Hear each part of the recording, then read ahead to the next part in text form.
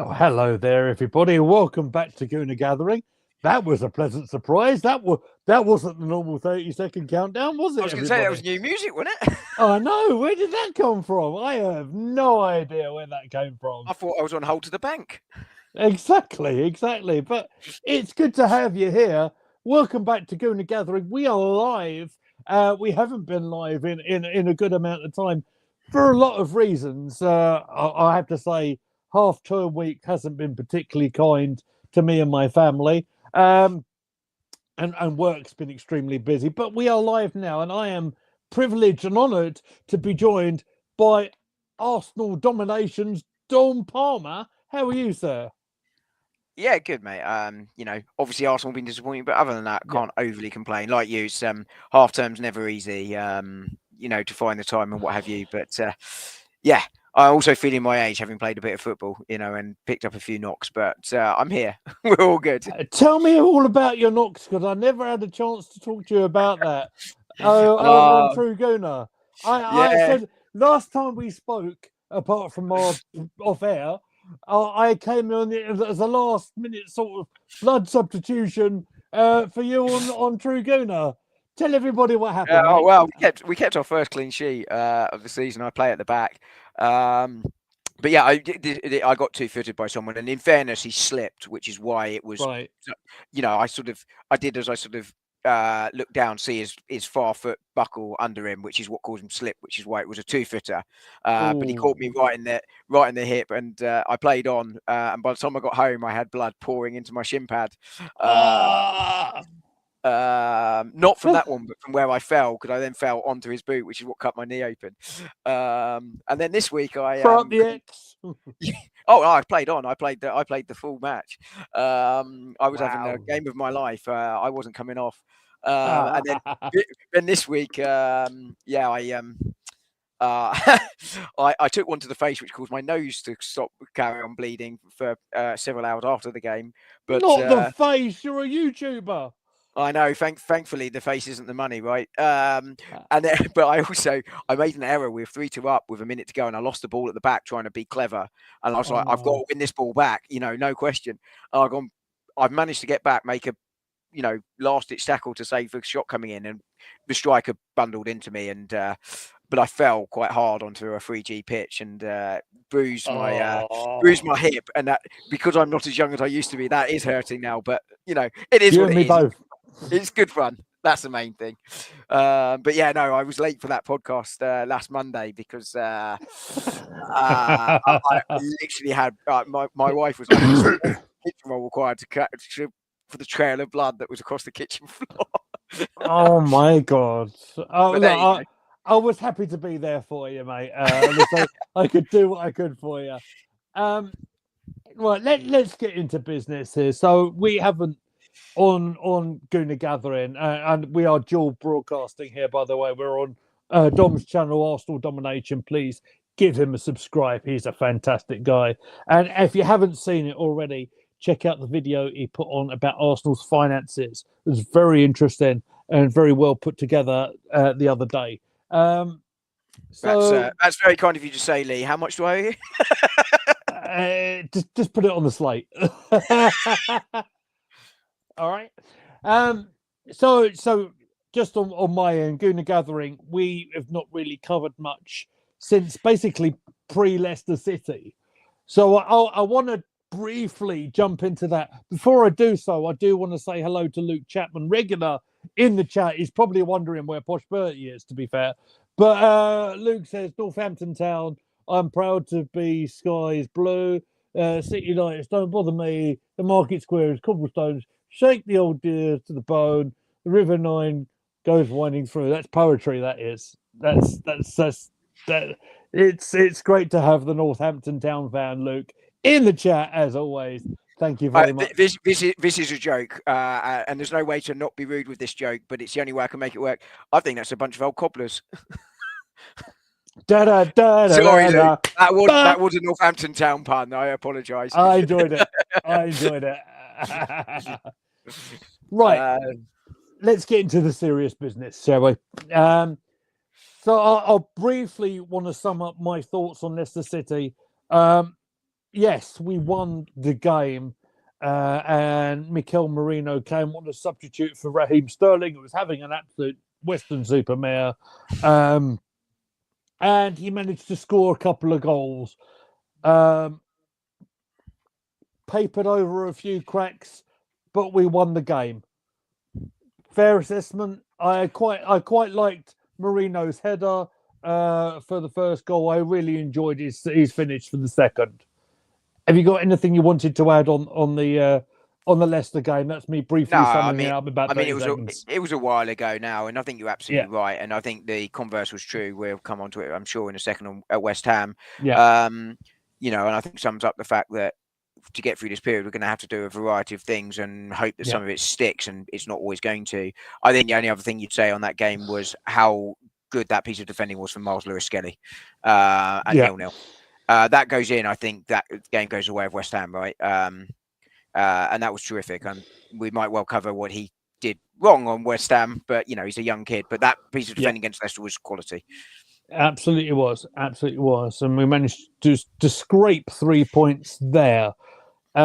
Wasn't so good on Saturday, was it? And West Ham and oh Christ, his name's escaped me. Manager. Jared Bowen. Graham Potter. That's right, Harry Potter's twin. Had the spell over Arsenal again. He seems to do it all the time. I don't think anyone's got quite a record against Arsenal at the Emirates that he does. Yeah, we come a long way short. I felt on Saturday. I'm not even sure we created a half decent chance. To be fair, Dom. Yeah, go on. Oh no, I was just going to agree with you. I don't think we did. I mean, it doesn't help when you haven't got a number 9 up front. I mean, people say Havertz isn't a number 9. I think he is these days for sure. He's just a different type of number 9 to your stereotypical number 9.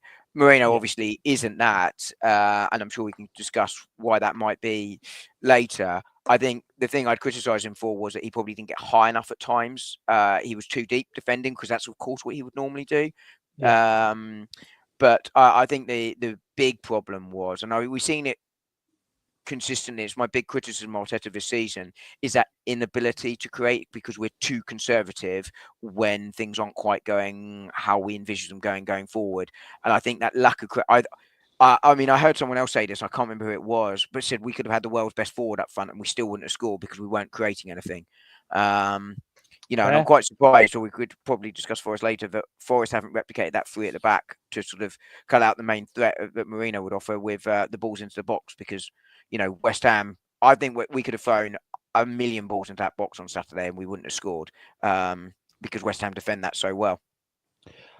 My thoughts were kind of obviously with the Leicester City game. Now Marino came on as a bit of a surprise to play on as a forward, and because he scored a couple of goals, was it a little bit predictable that we'd go Marino up top again? I went on record and I did say I probably would do it because it make sense, because obviously it's the guy that scored a couple of goals, and Raheem, let's be fair, has had a really tough time of late. But because West Ham might have had that time to prepare for, maybe if you think about the first goal against Leicester, that the cross came in, the aerial ability that came in for him to score that first goal, maybe they could prepare for that a little bit better, and maybe that was a little bit detrimental to us setting up with Marino. Possibly. I mean, what I didn't know until after the game was West Ham have only conceded 4 goals from crosses this season. And I felt, if I'm honest, I was looking, my thoughts on Arsenal attacking wise, and this goes for tonight as well as the last 2 games, is you're down to the bare bones. And I think Arsenal have to take some responsibility for that, just to be clear. But we are now where we are, and there's nothing we can do about it until the summer. Until the injuries come back. But, I think where we are in a position, though, is that is what it is. And we're going to have to try a variety of things. Some are going to work and some aren't. And what works in one game might not work in the other game. I, too, advocated going Moreno up front against West Ham. And I can see why we're going Moreno up front again. I think Trossard is best on the left. I said he should start against Leicester because he was the only recognised or only player that had played number 9 before. But I think you could see him struggle there, and then you saw him how much he improved on the left, and I think he is best off the left. Yeah. So I think your choices tonight are either change formation entirely, but you're still going to need a focal point. And I think that means your focal point, you're probably down to Raheem if you want to play Trossard on the left. I think in a change of system, you can probably play Trossard up front if you go three at the back. But let's assume we've gone 4-3-3 tonight. I thought about three against three at the back as well. And I think we're going to have to do that. Work.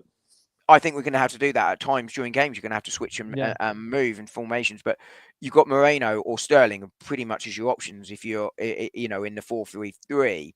And I think Sterling is the other option that you have. I also would have gone Moreno, and I'm not surprised to see us go Moreno again tonight. But of course, it's a risk because, the last 10 minutes against Leicester is very different from starting against West Ham. But I also think the argument for Moreno would be he's the most similar in profile to Kai Havertz, which is, of course, how we've been used to playing all season, which is big physical presence, will sort of, I don't think he's as effective as pressing, but he will press. He's not afraid of that defensive work. He will probably naturally drop deep and make a later run into the box. And therefore, he's the most natural replacement. Raheem Sterling, probably can do that, but he's not so physical. And and same with Trossard. So I can sort of see why Moreno is there. But I think, the answer for Arsenal to get through the next few games, and it is a question of getting through the next few games. And I understand the argument that we shouldn't be here fully, but we are. Is you're going, if that doesn't work, you're going to have a plan B, C, and D, and it probably means that you're going to have to take the shackles off slightly. And throw more players forward. And I thought that's where Calafiori, and I know Miles Lewis-Skelly was sent off against West Ham, so you couldn't necessarily see the late sort of charge so much, although Rea did his best, is Calafiori actually, his positive running forward actually did make a big difference in that game. But that might be the type of thing you have to go, do you know what, Calafiori, you're playing left back, but I'd rather you prioritise attacking than defending tonight, and we're just going to hope that Gabriel can cover you. It's going to have to be that sort of thing. You've got to look at all sorts of options there, haven't you? I'll give you another sort of option. I just want to hear your thoughts on it because it has been brought up a little bit on Twitter. The option, he's on the bench tonight again, Butler Odeji, who is basically the standout under 23 player. Obviously, played 30 seconds basically without touching the ball in the Champions League. A lot of people are saying, well, why don't you give this kid a chance? I can see that logic. I think, reality is you can't play Trossard, Ranieri all the way through. That is another option that needs to be considered. I think if I'm playing him, I'm probably switching to a 4-4-2 with someone up there with him. Emerson,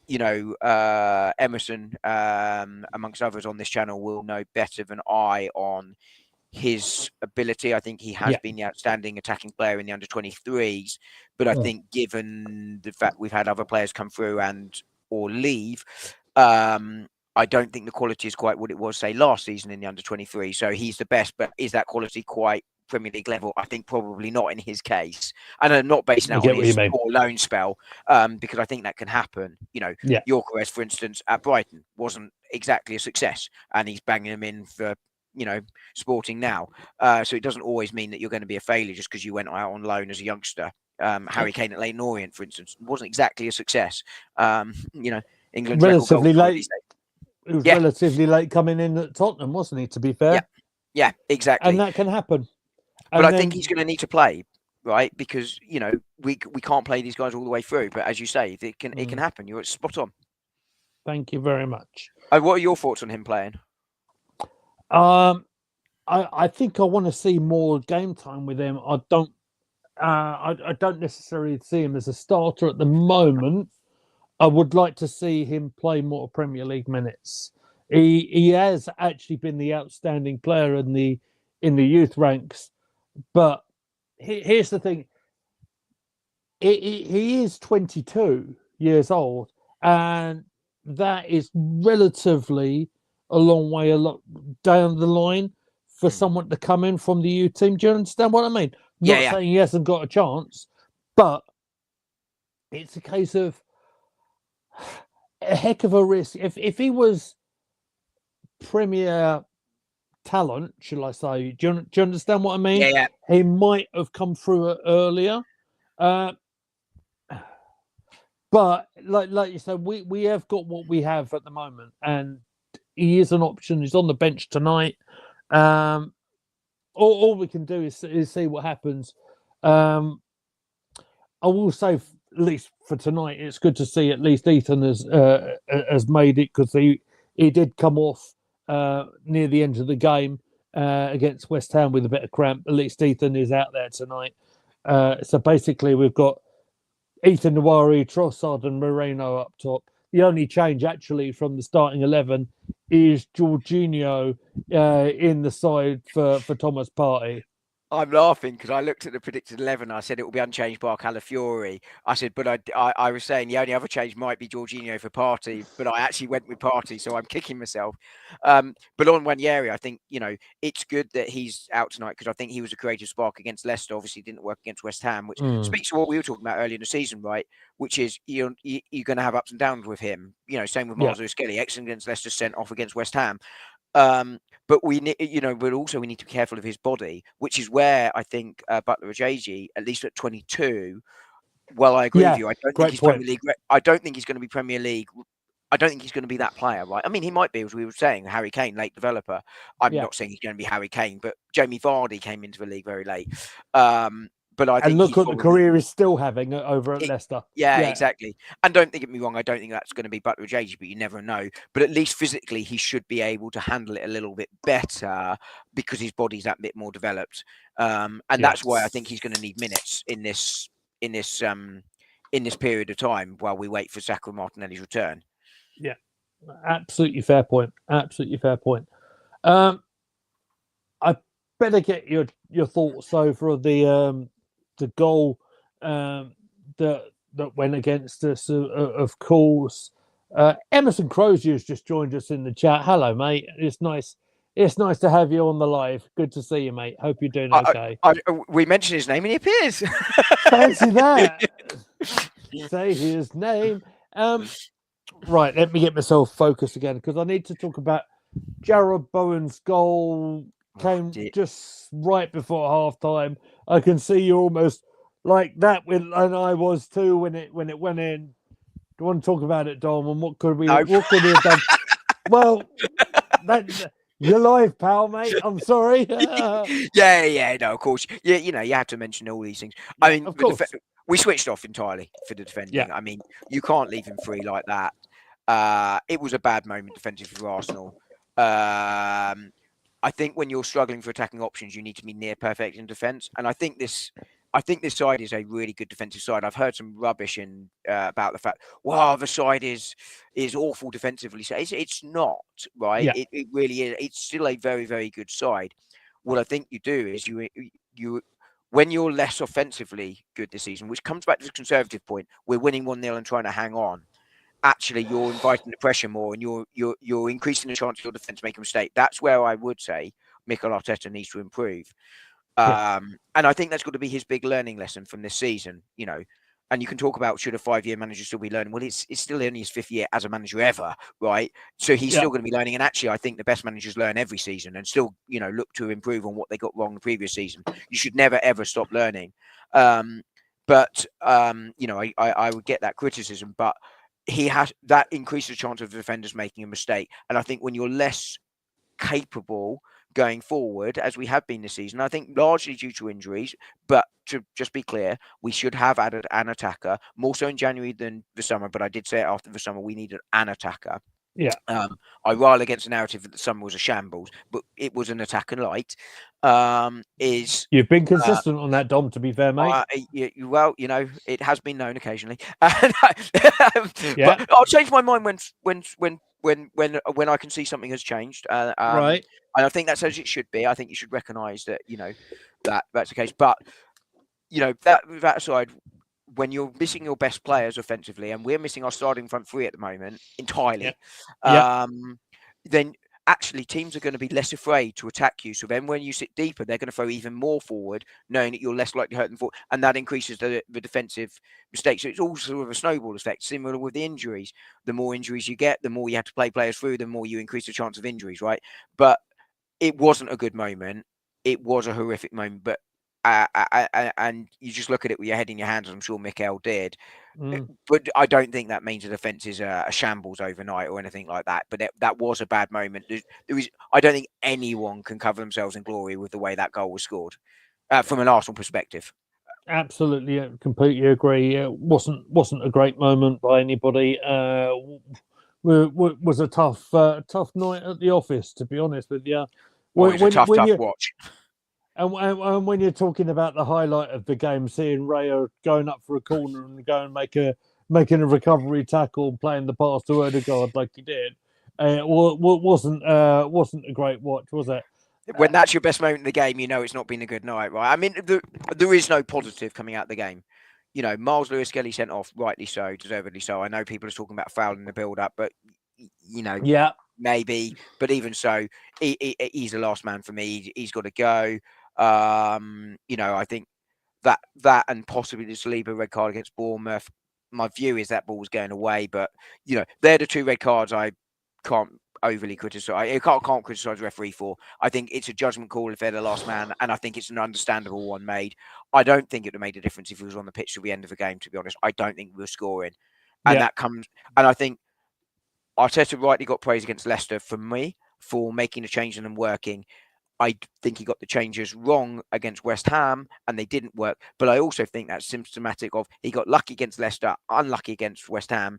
But his lack of options means he is, to use the analogy, he's throwing mud against the wall and hoping it sticks because that's what we're down to. Yeah, absolutely right.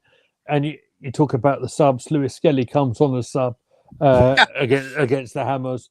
I think he lasted about 15, 20 minutes. I do want to point out, this is something I have just learned in the last couple of seconds. It is a one-match ban. So Lewis-Skelly sits out tonight against Forrest. He will be back in the next round of Premier League games, I believe. If my brain is activating correctly, do we not have this weekend off, and then we are into Champions League football? Yeah, it's this weekend off because it's FA Cup, PSV, and then it's I think it's Manchester United next, isn't it? I think you might be right. So yes, that sounds right. And we'll get into the other changes in a bit. So in terms of the Lewis-Skelly red card, absolutely no question for me. It was a red card because it was quite clear that the tackle was made and there was a lot of pitch in front of him with not a lot of people around it, around the body. So, of course, it was a conspiracy theory, Lee, of course, because they had to get revenge for the Michael Oliver one. Right. That's a joke, by the way. I have actually seen that narrative. It wasn't. He was the last man and he's got to go. There's no question. Conspiracy theory nonsense is not something I subscribe to. I'm sorry. I have to point out, I say things as I see it, and I've always been like that on my channel. And you know what, I've been accused of all sorts of things over the last 1.5, 2 weeks about accepting failure and all sorts of rubbish from people that I don't really want to know, to be honest with you. But when it comes down to it, I felt Lewis-Skelly made the tackle. It was a rash tackle from a young man. I'm not going to absolutely slate him for him because he was clearly trying to win the ball. He was trying to win the tackle. He's got it wrong, but he was punished, and obviously it meant that we were one substitution down, and he was set. And then of course it made the game like 3 times as tough for Mikel to get back into it. Absolutely spot on, and the FA have realised that, you know, or the Premier League have realised that it was a genuine tackle that he got wrong and he had to go because they didn't deem it a serious foul play or anything like that might have carried a more serious ban. It was a tackle to, you know, win the ball and he's the last man and he's off. It's what happens when you're an adult. It's a learning point for him. But players, when you're a defender at some point, that's likely to happen in your career. You're likely to mistime a tackle, and chances are you'll be the last man at some point when you do, and you'll go. Yeah, the positive I see out of that, it's only a one-match ban, so at least he'll be back for Old Trafford. the only slight other positive I want to throw at it, of course, he's available again tonight. Ben White came back on the pitch for about 5 minutes, and in that time that he had on the pitch, he did have a shot that, although he hit it a bit rash and it went well wide, at least he did something in the game. We're going to need Ben. We've missed him, haven't we? We've missed the. There's a lot of things I want to say here, because Ben had been pretty much for about 2 years or so, maybe more. Has been the first choice right back like for forever. And then he's had this long period out, and of course it's meant that Timber, after his ACL injury, has played literally almost every single game. We are going to need Ben more than ever here in this run in, whatever it's going to equate to. I'm not sure. Yeah, I think Ben White's future here probably lies as, a bit of a rotation with Timber. And I think when Ben White is fit, he needs to run a 3 or 4 games starting, because one of my concerns, and it's one of the reasons why, I didn't want it. I understood the party right back decision was Timber's coming back off an ACL this season from last year, and we know that is of quite often a concern for players, that they go and cause another injury going forward. And I have been worried about that for some time with Yuri and Timber. So Ben White's return is definitely welcome news. And him, Odegaard and Saka just have that telepathy down the right-hand side, which I think is impacting our attack quite badly, because I think Yuri and Timber is a really good player. I think Ben White's ability on the overlap is something we're missing, and I'd like to see you and Timber get forward slightly more and sort of replicate that slightly more, because I think he's got the ability to do it. But I think getting you and Timber now a rest is going to be really crucial. We're talking about workload here, and that's going to be really important for him. But I think you and Timber's done brilliantly well. But I think, it's emblematic of the season in many ways that you're down to your 4th choice right back having to play 6, 7, 8, 10 appearances at right back. I don't know what it's been, including substitutes. That's not what you want to be, but such is the way the season has gone, and there are many reasons behind that. Some in the club's control. I think many beyond it. And I, like you, have been accused of accepting failure. Yeah. Has the season been a failure? Yes, because I thought we were going to win the league this season, and I felt we're capable of winning the league. However, sometimes these things just happen, and it's not entirely within the club's control. I think where you could blame the club, and this is where I've been consistent, that conservative point I spoke earlier, I think we should and could have added in January. I think there were players within the budget we had, and the budget was limited. I've done that. I worked down the finance, and I wasn't far off, and that has been backed up by journalists saying that actually Arsenal weren't able to go much beyond the Ollie Watkins bid, maybe 5 to 7 million beyond. I said 50 million. That takes 52, 53 million pounds was the budget to be FP compliant. Yeah. I think there are things they could have done. You could argue that we could have rotated more in previous years. But I also look at that and go, do you know what? Arsenal, the desire from fans, rightly, was we get up here. So to do that, you need to play your best players to get there. Your squad, when you're down here, is not going to be so strong. We talk about failed signings like Pablo Mari, etc., etc. Yeah, they're not great signings. That's a name I haven't heard in a while. Right, but when you're buying a backup left-sided centre back to be your 4th choice centre back, and you're 8th in the league, that's the level you're going to get. When you're buying a 4th choice back centre half, when you're going for the Premier League, you're probably looking at Jakub Kiwior. Now, you could argue both aren't good enough, but Kiwior is an upgrade on Mari, right? And that's the way it's going to go. And are you going to win or not win the league? You're not going to win the league with Pablo Mari or Jakub Kiwior as your start. But are you going to get the results you need to get there playing Pablo Mari? No, you're not. So you play Saka. I know they're different positions, but you're going to overplay those players and increase the workload. But also, the best players do genuinely want to play. Rodri plays almost every minute for City. Haaland plays almost every minute for City. Salah plays almost every minute for Liverpool. So does Trent. So does Virgil. And the amount of football you're playing is going to increase that. But you look at that, and it's all a snowball effect. Oh my goodness! I've just seen some breaking news out of the other camp. Obviously, our title rivals, Liverpool versus Newcastle United tonight. Yeah, you've just seen it too. I mean, it sums up how everything's He's gone their missed way his- this season, isn't it? He's missed his train. Isaac's out of the game tonight, lads. Oh dear. I can't believe it. Oh no. I mean, we were talking about this off air, actually. We were Mm. talking about Liverpool, right? And I think we Yeah, should mention it. I mean, I'll sort of sum up what I said, and feel free to chip in. I think Liverpool have done really, really well this season, no question. absolutely. Arne Yeah, Slot has come in and has taken over from Klopp really, really effectively. And it shows that if you do change a manager, it can work. But we've also seen that you can change a manager and it goes drastically wrong. There are plenty of examples of that around the league. For Liverpool, though, this season, everything has gone their way.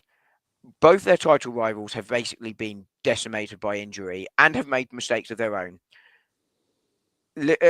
Salah has been on fire all season. He's still responsible for something like 72% of their goals, either as a yeah, goal or assist. Something mental like that. And they have been pretty much injury free. So, while I think they have been good, and while I think Slaughter's done an excellent job and he deserves his flowers, I am taking absolutely nothing away from him. They've also had all of those things go their way. And sometimes that can just happen and you can be there. 2 years ago, everyone was saying, is Klopp finished at Liverpool? They finished fifth. No, Klopp was never finished at Liverpool. That was never the case. They just had their defence decimated. And they lost a whole load of points and finished fifth. And this everything, and again tonight they're gonna face Newcastle with no Isak. unbelievable. Yeah. There's two things I want to say. First of all, hello, Miss Molina. I'll get back to you in just a second. The thing with Liverpool and Slot, and I hear people really high profile YouTubers going like, "Oh, what phase is he in?" And let's remember where Slot has actually come in. So you've got a manager and Klopp that actually was really in charge of a really excellent Liverpool side anyway, who's stepped away from the job through his own choice, and Slot has just come in and he's had a couple of his own players, and they've been outstanding. That's my view of it. Yep, I agree. I mean, they also didn't do anything in the transfer window. Certainly not the January one. Yeah. Or the summer. Their player they bought in the summer was on loan for the entire season. It was a backup goalkeeper or a new goalkeeper. Right. But he's done really, really well. He has, but he's also had everything go his way. But you're exactly right. He inherited a squad that was capable of challenging for the title. I don't think it was capable of winning the title without something going wrong elsewhere. And again, I gave the areas where I criticised Arsenal this season. Yeah. But to win the league, three things have to be true to win every single Premier League title. And Arteta touched on this yesterday, but I've been talking about this for about a week since I did a whole load of research on this. There's one exception, which is Leicester. You have to have the top 5 wages in the league. Right. You have to have the top 5 squad value, and I use squad value. If you took transfer fees spent over a 3-year period, then 2 of Alex Ferguson's titles would be included in the not true, because he had, of course, 6 or 7. He had Butt, the Nevilles, Beckham, Giggs, Scholes, and I'm missing some. But I was started with, ironically, because he's always the one I forget. But all came through at once, which of course distorts that. Yeah, but in terms of squad value, in terms of, but it's true for squad value. And the third thing is to not to have the 5% lower, top 5 lowest level of injuries in the league across the season. All of them have to be true in 31 out of 32 or 32 out of 33 Premier League seasons. And believe me, that took some digging out for me to go through all of that data to find that. And all of them are true for Liverpool. For Arsenal, 2 of those are true this year. 2 of them were true last year. And that's not saying we shouldn't have done it, but it just gives you an indication that you can do everything right and get that bit of unfortunate luck in terms of injuries and what have you, and it could cost you. And that takes nothing away from any manager when it happens to them. Klopp finishing 5th 2 seasons ago was not a failure in my mind. It was a failure based on the expectation of a season. But, what's he supposed to do? He's playing championship level defenders for significant periods of the game at that point. Yeah, absolutely. I did say I wanted to get back to Miss Molina, and sorry, my fault, Miss Molina. No. There's a reason I want to talk directly to Miss Molina, it's because I was extremely touched by your video that you put together for Stephen. I don't know, Dom, if you're familiar No, please enlighten me. with Stephen, who was an incredible fighting YouTuber. Who is when I started doing this, and I started knowing a lot of the community around. He was putting broadcasts out from hospital bed. He had Wow. a kidney issue, I believe. Correct me if I'm wrong, Miss Molina. I think kidney liver. He had a serious health issue. Yet he kept on putting out streams about football and Formula One and everything like that. Miss Molina, I was incredibly touched by your video you put out yesterday. I did see it, and yes, just thoughts are with you, and of course Luca AFC, who I know Dom knows. It's Stephen knew Luca very, very, very well through their interaction on stream, and that's what's quite nice about doing YouTube. It's you get to know people very, very well through virtual streams like this, basically, and seeing Stephen's passion about Arsenal Football Club and how he refused to give up and kept on doing his thing is very inspirational. So I hope everyone who knew Stephen is doing really well. And I think it's 2 years since he passed away. So thoughts are with you guys. So yeah. Lee, thank you for making me aware of that. I wasn't aware of that, Miss Molina. I've just found the video and I've just given it a like and be subscribed. But I will check that out. In the next day or two. But hoping all is well with all those that knew Stephen. He sounded like he was an incredible young man. I wasn't aware of it until just now, but that's all I can say is thoughts and prayers with anyone that was touched by that. And I agree with the YouTube community. Yourself, Bertie, Josh. It all started with an NFL stream where I sent an email to someone called Tim in America, who we've done lots of shows together and had never met until a couple of years ago, where we did an in-person live stream when I flew out to America and we went to a game together. But It's amazing how the community can build, and you can do that. And there's going to be people you're going to like and not like in real life. But it's funny how it can just suddenly open up this world that I'm completely unaware of until you start doing it. But as I say, I will check that out. So thank you for making me aware. And as I say, Miss Molina, I hope you are well and not too upset by by that anniversary. And wishing you all the best. If nothing else, Stephen was inspirational, and I'm sure that's what Miss Molina is feeling right now, because she's got her own channel and she's fantastic at what she does as well. So I've literally just subscribed, and I think that's the way you've got to think about it. Is look at the positive and the positive impact I'm sure he will have had on many. Like I say, I didn't know him or wasn't aware of it until just now, but I think that's what's so great about this. So I think it can be, of course, a real good. When used for that purpose, which is, I know, something both of us subscribe to and look to try and do on our respective channels. Mine much newer than yours and much less successful, but hopefully one day I will catch you up. Well, no, because this is going out on Arsenal domination as well, and I'm sure anyone coming out and watching this on demand will give you a subscribe as well. I'm sure. But that's unimportant. What's important is that we try and get right information, correct information out there, and try and grow a real positive community. Even if we're being critical of Arsenal, that it's done in a fair and open-minded and respectful way, which is something we both believe in. And it sounds like Stephen did too. And that inspirational thing is just absolutely a real lovely sort of message that I think we should be promoting. Thank you very much for them words, Dom. I appreciate that, and I must admit, for the first time, I think, on Going to Gathering, I'm getting a little bit choked up. So I'm going to try. I like talking, but I did notice. It's why I jumped in and sort of vamped for a little bit, just to give you a moment there. And it's perfectly understandable as well, Lee. Much appreciated. Much appreciated. So, with that being said, we've basically covered the West Ham game. We should probably look to the game that's going to be kicking off in about 17 minutes, if my timing is about right. Charles has just arrived at the ground, by the way, according to Twitter. He's just made it. Press has just turned up. Jolly good. I'm following Twitter as well. Absolutely. He's top of my timeline at the moment. So I think it's probably fair to recognise Nottingham Forest's form. Okay, over the last couple of games, as they've not had the best of time, but their season as a whole has been incredible, and they're occupying European positions, which I don't think anyone, no one expected them to be in.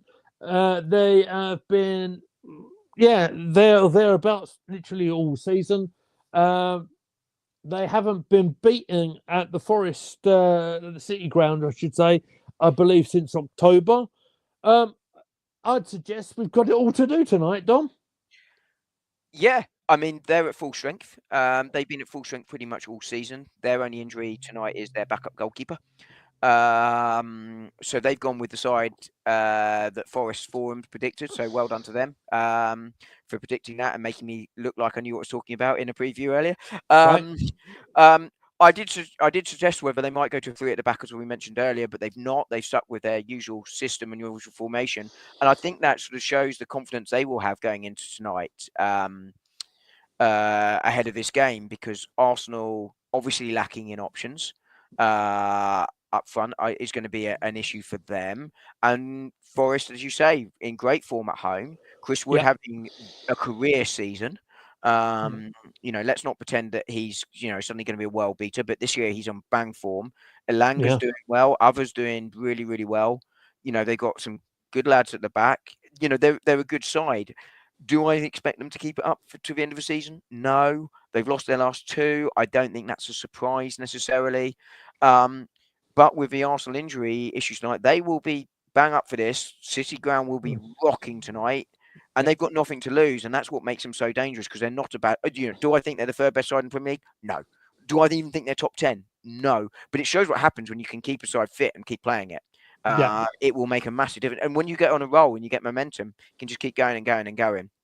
And I think this is going to be a tricky game for Arsenal tonight. If I'm Forest, I sit deep in that low to mid block and I hit us on the counter. That's what I look to do, because Arsenal away fans has been fantastic, but they will be roaring us forward, and there will be pressure on Arsenal to go and show that they can score goals tonight. And that's the danger, right? That we set too far forward, leave the space.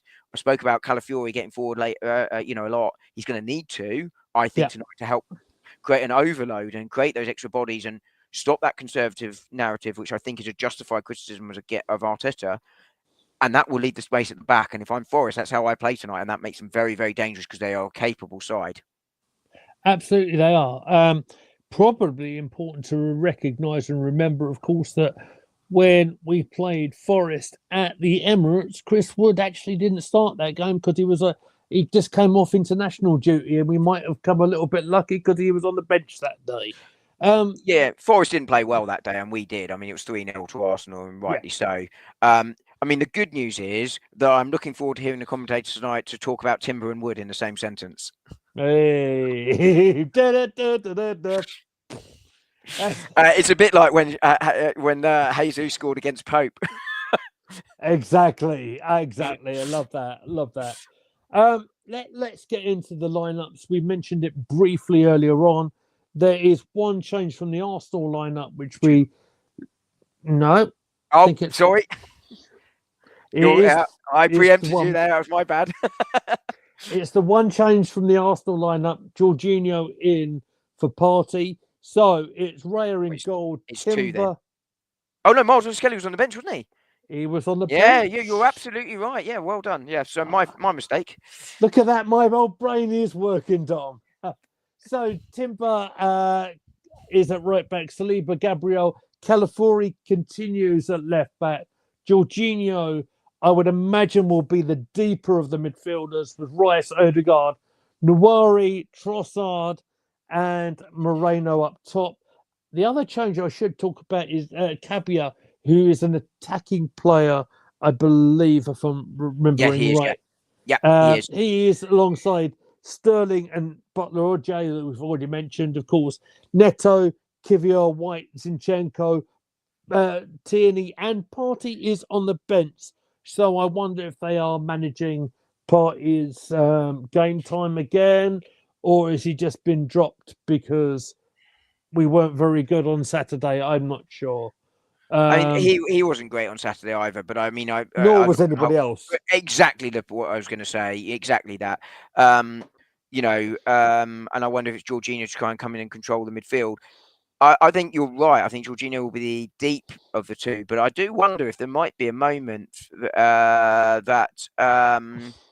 I think it was at Liverpool earlier this season, where he actually played ahead of Declan Rice. And I wonder if we might do that and sort of use Rice's running and physicality to sort of get up and down a bit more. Maybe. And use it that way to get an extra player forward. I don't know. I mean, it goes back to what we were saying earlier, right? Which is Arsenal going to have to try a variety of things because we're not got the ability in the forward areas to do it any other way, right? Because fair. we're just not. We've got so few options, and they're not the best options in the world. Yeah. Yeah, I do agree with that. Just to go with Forrest, if I butcher any names here, it's because I'm not super, familiar with some of these. Some of them I am. I'm going to let you have a go at this one because there's one in particular I struggled with. I can't imagine which one that might be. Sells in goal. Arna Williams, Mekovic, Mulio, Hudson-Odoi, Anderson, Gibbs White, Dominguez, Alanga, and Wood is the starting 11. How did I do, Dom? Not bad. It was Wood I struggled with. Don't we all at our age? Hey! I set it up and you brought it home. Get in there.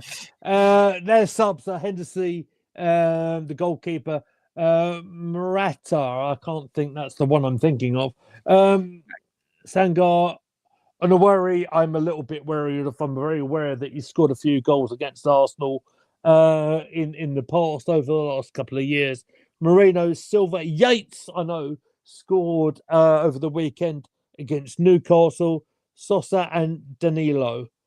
I think I've done not too bad, to be honest. You've not done bad at all there, yeah. Oh, I'll tell you what, Paul Merson's got nothing on me. When I went off screen, I've just found out that Isaac, by the way, Newcastle versus Liverpool, it's a groin injury, apparently. So he's clearly had a good weekend. Oh, dear. That's not PG, is it? Declan Rice, breaking news, has potentially got an injury in the warm-up.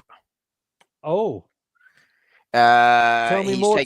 He's taken a strike from Leo Trossard in the midriff in a shooting drill. He's gone to the side. He's been treated. It looks like he'd be all right, but there is a question of whether there might be a late change here, but I suspect not. But I wonder if we have an extra man amongst the squad. Normally they bring an extra goalkeeper, don't they? Yeah.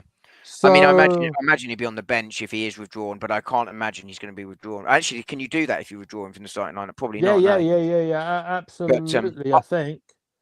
Judging by the description, it sounds like he's going to be okay, but right. Oh, it's something to see when we kick off in about 8 minutes. Isn't that just typical of how everything has been going? Yeah. We've already got 3 forwards out. Let's just take out Declan Rice in the warm up. Brilliant. Yeah. Oh my god. It's just one of those times, isn't it? Hey, what could possibly go wrong now? Anything can happen. Is now a good time to ask you for a prediction? How do you think tonight's going to go down, mate? I have a horrible feeling, by the way, that Trossard or Wanyeri are going to get hurt tonight, and I hope I haven't just spoken into existence, but I've been worrying about that all day. But I think it's going to be 1-1. 1-1 draw. I've been thinking draw all day. We're not in great form. We haven't been playing very well over the last 2 or 3. And Forrest are a good side at home. Exactly. I mean, they're a decent side away from home as well, but Having said that, Dom, tell everybody as quick as you can, why is it so important that we get a win tonight? Simply because look, we're going to struggle towards the end of the season until players come back. But finishing in, I know this sounds daft. It's not where we want to be. Definitely not. But we want to be top 4, well, 5 potentially. But I also think it's important psychologically that we finish second. We were talking earlier about Arsenal and the need to how they've actually, well, the injuries have been really annoying and unfortunate. They cope better than other sides, Manchester City being the obvious example. They're nowhere near where they want to be, but it's important we finish as strongly as possible. If we win tonight, we go 9 points clear of Forrest in third. They might drop out of third tonight, depending on how other results go, but that's quite important. And I don't think Forrest will finish third. I think they will drop 2, but you want to keep that buffer up. We lose tonight, Forrest within 3 points of us. And that's why it's important to win tonight from the table. But there's also that psychological thing. Right now, there is a real low around Arsenal. I get it. I understand it. I'm not exactly, loving it right now. But, I think that's the other reason why this is really, really important at Arsenal, particularly with a 6-7 day break to the Champions League. Get this win, get some momentum, and get that positive feeling back, as best we can. It's not going to be fully positive because we're not going to achieve what we want to achieve this season. But that's why, for me, it's important tonight.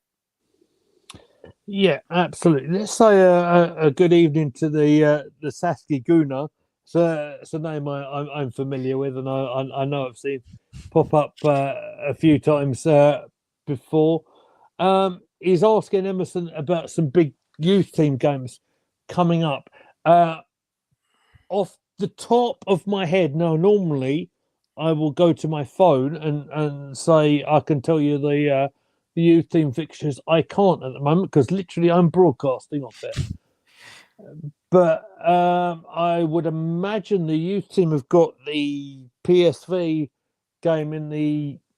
Have they got that PSV game in the youth Champions League? I'm not sure. Are we talking under 18s or under 23s here?